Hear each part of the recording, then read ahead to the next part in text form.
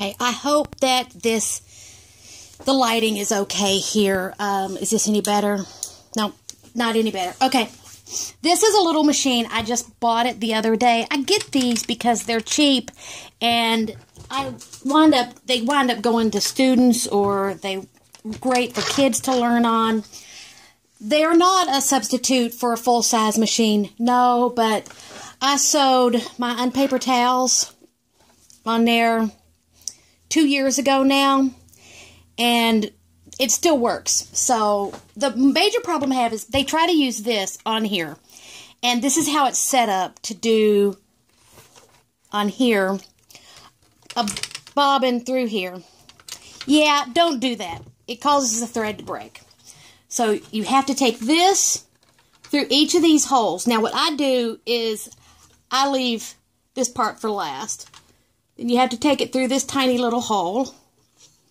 And I've got the cheapest of the cheap of the cheap of top thread in here. So I know some of the machines don't like this thread. Even the nicer machines don't like this thread at all. Let me see if I can get it threaded with my bad eyesight.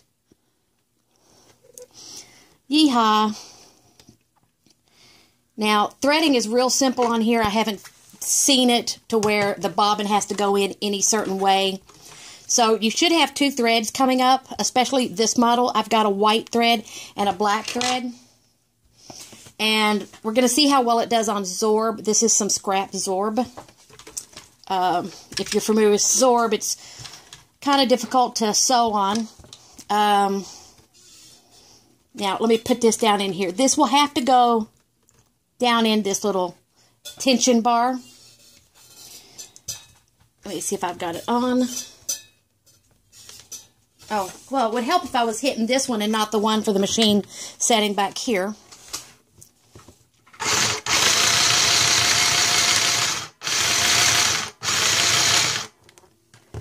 Now,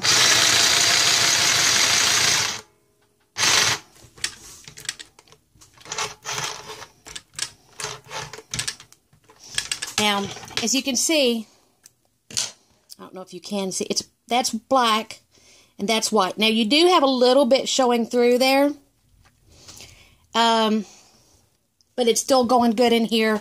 Like, there's the seam if you pull it out a little bit, but right there, there's little specks of white and there's little specks of black. I don't know if you can see it. Doesn't want to focus on that side. Showing through. And that's perfectly acceptable. It's got a little bit of white, a little black through here. You can adjust the tension on here, but it's not that good.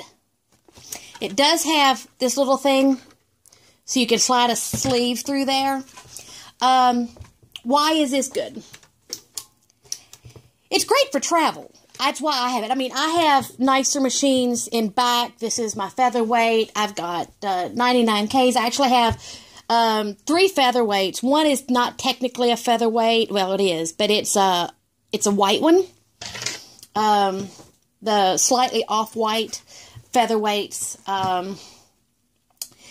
So don't try to use this. This doesn't work very well. This part doesn't work very well. Are we even in focus? This part doesn't work very well at all. This is where you do it automatically. Well, if you've got it. Yeah, you have to have this done because it goes quick in that one. And this is, it adjusts the tension there, and, well, don't deal anything with that, really. At least on my other one. Now, this is a little bit different model. My other one doesn't have tension, doesn't have a light on it. And it's a Continental brand, which I think it's, you know,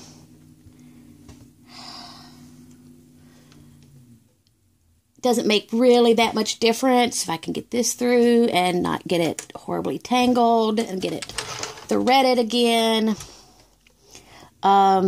These do work. They are cheap. Now, it doesn't have back stitching, which a lot of people want. What I do when I want to back stitch, if I could put this down, get my foot off the other presser foot, and then I pull backwards, I pull forwards at the same time I'm going down. So it just did 3 steps backwards. Now, it does have nice even tension if you don't pull on it. Because this does have a weak presser foot, you can... Did you hear it fighting? Now it only did like 3 stitches. And it's not skipping. I'm pulling it that quick. But you can go down.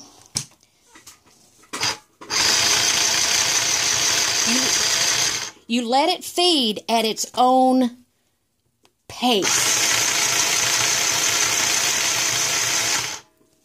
Let me go needle up.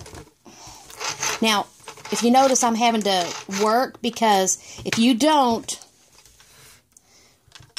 pull this up and down, it will pull on and really mess up the upper thread. Now, again, it doesn't have a back stitch, but this is what I just did.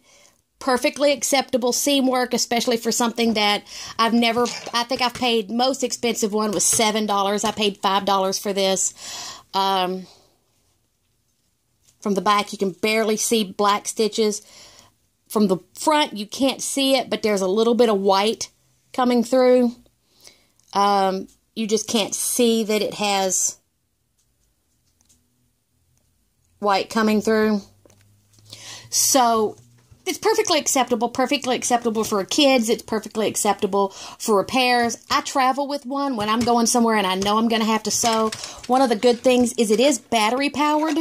So where I do reenacting, if I'm going somewhere and there may not be electric, I can just run it off of, I can either run it off my solar, a battery pack, or off the built-in batteries. If you do not know how to pull your, if you do not know how to pull your thread through and tie a knot, you will need to learn, because this is backspaced here, but not all of them are. And if I can, you simply tug on it and you pull the thread from behind, and you can't see it because one of these is white. Here's the white one. And then you just tie a knot on the underside. That's an old quilting trick, where you go to the, see, I have 2 threads here, and then you would just use these 2 threads and you would just tie an overhand knot, or just like you're tying your shoes, can't think of the name, square knot here. And that is the way, these are, after 2 years, yes, they're stained. That's the way all of these are. And 2 years, this is held through. I'd originally got one when I was moving, and I didn't want to have to get my larger machine out of storage. So I got one of these at a yard sale. And it turns out it's actually works. There's the stitching on it. I don't know. Let's see if we can. There's a stitching on it. So it does work. The stitches aren't perfectly even. The stitches aren't...